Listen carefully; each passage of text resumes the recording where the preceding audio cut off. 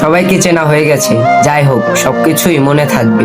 আমি কারো কথায় কিছু মনে করি না, কিন্তু কথাটা যদি একবার মনে লেগে যায় তাহলে আর ভুলতে পারি না।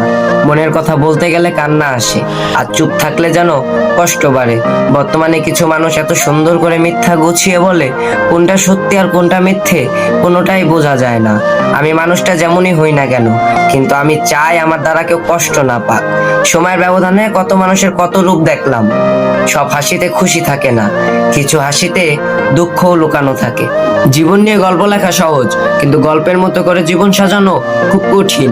মানুষ হেরে যায় না, একটা সময় এসে সবকিছু মেনে নিতে হয়। কচু পাতার এক ফোঁটা পানি যেমন বন্যা সৃষ্টি করে পিঁপড়ার বাসায়, ঠিক তেমনই ক্ষতবিক্ষত করে দেয় প্রিয় মানুষের কথায়।